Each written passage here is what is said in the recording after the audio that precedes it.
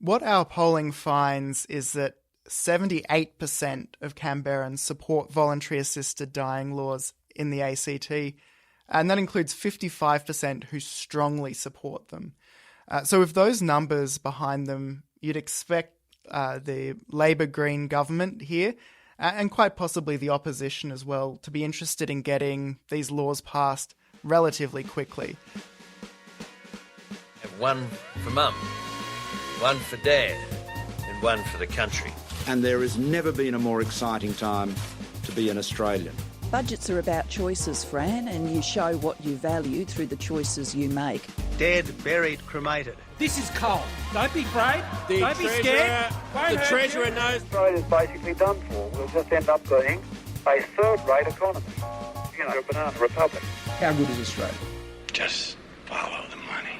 G'day, and welcome to Follow the Money, the Australia Institute's podcast that explains big economic issues in plain English. I'm Ebony Bennett, Deputy Director at the Australia Institute, and today we are going to be talking about why parliaments in the Northern Territory and the Australian Capital Territory have been banned from legalising or legislating voluntary assisted dying laws.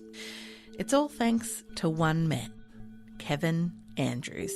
People were killed in the Northern Territory who weren't residents of the Northern Territory. So effectively the Northern Territory was legislating for all of Australia.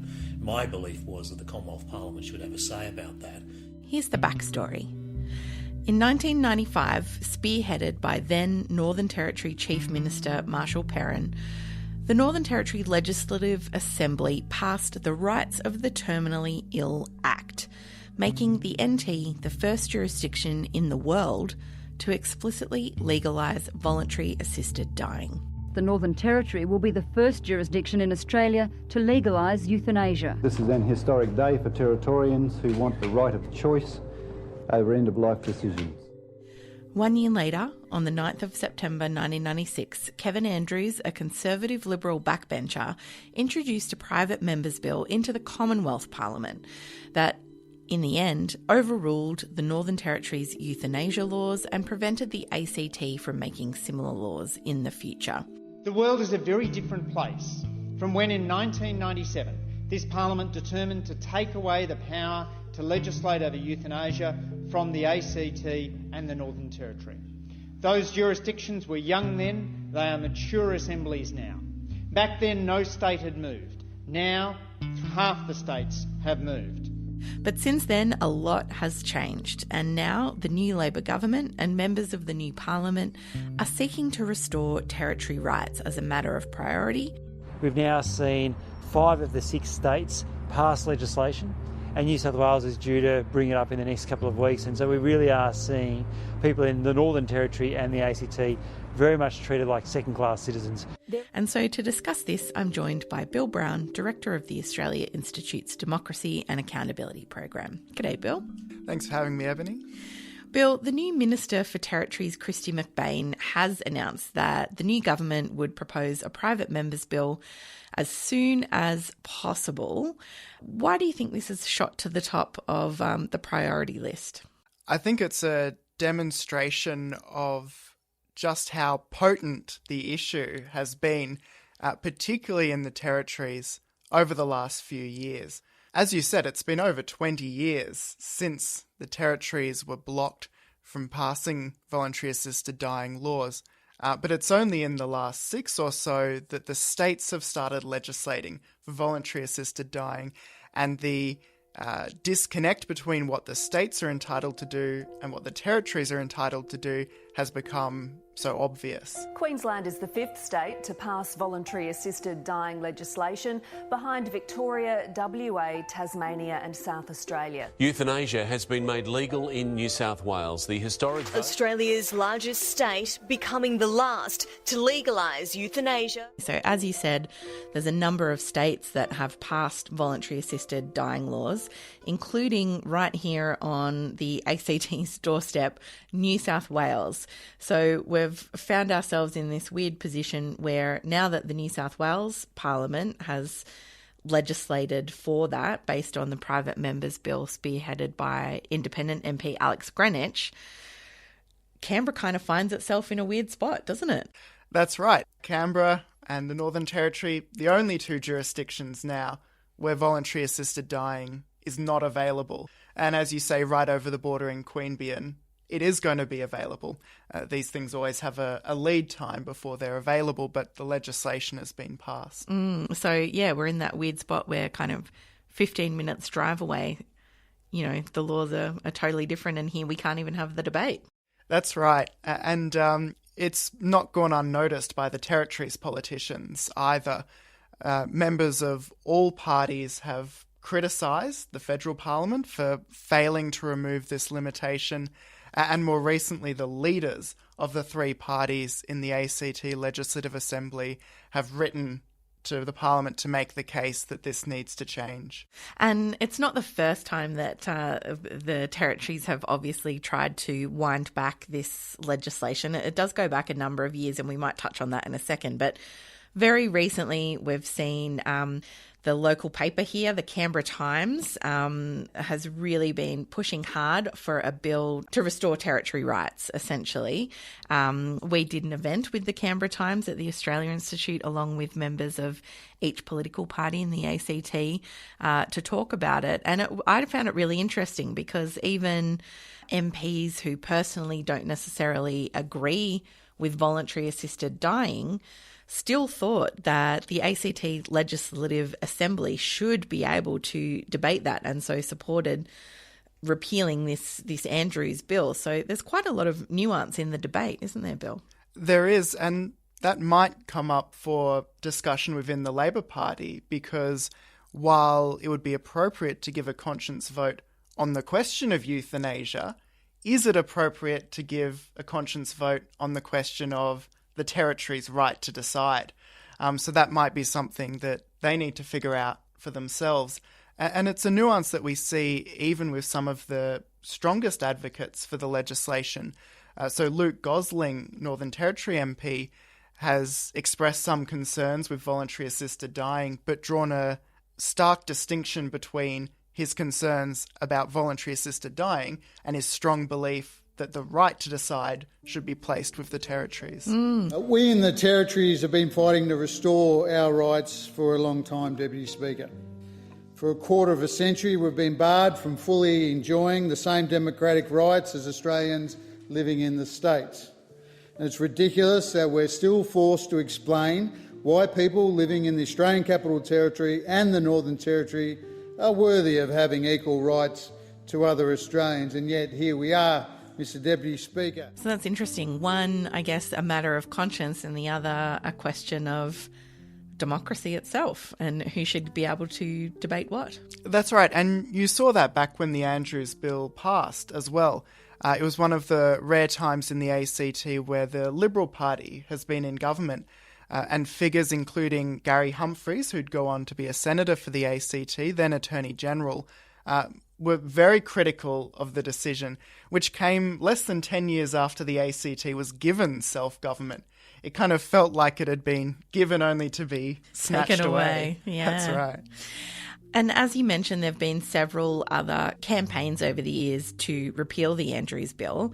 In fact, I'm pretty sure opposition started right from the word go. The fight for territory rights dates back to 1995. Momentum is building behind a private members' bill that would give the territories the right to make their own euthanasia laws. I rise to support passage of the Restoring Territory Rights Assisted Suicide Legislation Bill 2015. Federal Parliament could vote within weeks on a private members' bill to allow the ACT and the Northern Territory to legislate assisted dying laws. People including, the former Greens leader, Bob Brown, other Northern Territory MPs as well. I mean, this is obviously a big issue for the territories, but, we have seen the Commonwealth Parliament turn its attention to this from time to time, but never really kind of getting there. What's been the change this time around? The changes came close in 2018 with a bill from the Liberal Democrat Senator David Leyonhjelm. They missed by just a couple of votes.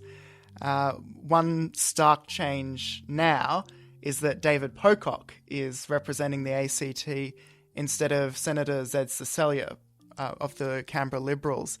Zed was more opposed to voluntary assisted dying than even his colleagues in the Liberal Party. And that came out with Liberals in the ACT Assembly being quite different in what they called for to what Senator Cecilia was calling for. And last year with Senator McMahon's bill, she limited her bill, which would have removed the restriction, just to the NT, because she didn't want to run into this problem with the only Liberal from the ACT, Zed Cecilia, opposing the bill. Blocking a bill to restore territory rights on this issue. So as you said, David Pocock was elected and Zed Cecilia wasn't at this election. But alongside these previous campaigns, obviously public opinion has differed over the years as well. And I know the Australia Institute has looked at public attitudes towards this issue over the years. What did you find, Bill? Yeah, well, the Australia Institute's first questions go back to 2011. They're asking there about voluntary assisted dying or euthanasia in general, rather than about the territories. Even then, they found a large majority in support, which goes to show just how far the government action can lag from public opinion. But last year, we supplemented that with polling asking what Australians in general actually thought about the fact that the territories couldn't legislate on this issue. And at that point, we were asking people who typically would have lived in jurisdictions that now had voluntary assisted dying. So that's one major change. Polls that we did in April found that 75% of Australians supported the territory's right to choose. So a kind of powerful majority there. We revisited it a few months later with Senator McMahon's bill, trying to tease out if there was any support for just the Northern Territory having this right, as would be given by her bill passing. And while we see a bit of a drop in total support there, which might be explained by the fact that the question got more convoluted, what we find is that very few Australians thought that the NT should have a right that the ACT doesn't have. Yeah. Coming alongside that, we also polled people in the ACT and again found overwhelming majority support both for voluntary assisted dying laws and for the territory's right to choose. Again, about 3 in 4 in support, and a majority, or at least about half, across the major parties, including the Liberals. And in principle, I think that's something that most people agree with. In fact, a recent survey, 76% of Australians agree that the territories should have that right. So, Bill, that's so interesting, because it does seem to me that whether or not it's territories' rights or the actual issue of voluntary assisted dying, it's an area where, as you said, the public is so often far ahead of what governments of whether they be a state or a territory or Commonwealth were prepared to consider. I think we often find that on issues of conscience, so to speak. Would that be your assessment? I think that'd be fair to say across a whole range of issues. I mean, even something like abortion rights. Yeah. We see the people leading their leaders rather than the other way around. And here in Canberra, this is an absolutely huge issue that really resonates with people, that we don't have the same rights as others across the border in Queanbeyan, for example. And so I imagine there would be a lot of urgency around this. my view is that we need to get this done as quickly as possible and ensure that it actually passes both houses. And I'm having really good conversations to try and make that happen. Bill, how soon could this happen in a new parliament with a new government and, several MPs from the territories, including, I think, Labor's Alicia Payne, Senator David Pocock, as you've said, really spearheading this with a willing government to back it? Yeah, look, Christy McBain, the Territories Minister, has suggested that the bills could be presented to Parliament within the next couple of sitting weeks. So we're really looking at a short time frame here. There might be competing bills because Senator David Pocock's shown interest in a private member's bill, as have those 2 Labor MPs for the territories. But I don't expect that to cause any major problems. One or the other will go up for debate. And given how close it came last time and the changes in the numbers in the Senate and the House of Representatives, I don't anticipate that there'll be a problem with it passing. Of course, it may come down to a question of whether it's a conscience bill or not that might affect things, but overall it feels like there's momentum behind it and that you'll get the numbers. That's just the first step, of course, because as has been emphasised in this discussion, the right to legislate is not the same as legislation. The territory assemblies, if they want to legislate, will have to go away and consider how they'd like to legislate. That's a question that I've got there, Bill. The Andrews Bill, if that gets repealed, so to speak, does it just restore the original Northern Territory legislation? No, I don't believe it does. A distinction between striking out a piece of legislation, which is kind of one and done, versus that continuing block on introducing the new legislation. So I imagine the Northern Territory will have to revisit the question. And after 20 years, they'll want Probably to. seems like the democratic thing to do, doesn't it? I think so. Territorians' attitudes might have changed in the interim. We don't know. I don't think that this should be a conscience vote. This isn't about legislating voluntary assisted dying. If people feel really strongly about stopping voluntary assisted dying, then I think they should be running for legislative assemblies in the territories to try and stop that. This is about whether or not the territories should have that same right to legislate. And have you heard? Yeah, what do we know about what people in the territories think about this? Should it come up for debate in their specific parliaments? What our polling finds is that 78% of Canberrans support voluntary assisted dying laws in the ACT, and that includes 55% who strongly support them. So with those numbers behind them, you'd expect the Labor-Green government here, and quite possibly the opposition as well, to be interested in getting these laws passed relatively quickly. That said, the government has flagged that it wants to do its due diligence and have a period of consultation and consideration first. That makes sense, but I guess they can benefit too from the fact that all the other states have legislated this quite recently. That's right. They'll have the legislation to draw on, and in some cases, particularly Victoria, they'll have several years of actual case studies and data to draw on as well. So Victoria's already had the opportunity to review how many people have taken this opportunity. It's a small percentage of the state, of course. And they've done their due diligence in terms of confirming that those concerns about things like coercion and guilt aren't present in the decisions that people are making. Well, I certainly think this debate has got a long way to go, so we might check back in with listeners once the bill is up and potentially when the assemblies of the Northern Territory and ACT potentially debate this again. We might have you back to talk about it in more detail, Bill. Looking forward to it.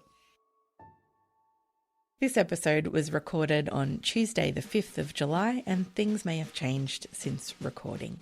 You can visit australiainstitute.org.au for all our latest research, including the polling results on voluntary assisted dying and territory rights. And we're on Twitter at the Oz Institute with an AUS. My Twitter handle is Ebony_Bennett with a ~N_T. Bill, what's your Twitter handle? Brown90, BROWNE 90. Thank you. And this episode was produced by Jennifer Macy. You can find her at Jennifer Macy, with additional editing by Michaela McGuirk-Scalaro. Our theme music is by Jonathan McFeet from Pulse and Thrum, with additional music from Blue Dot Sessions. Stay safe out there, and thanks for listening.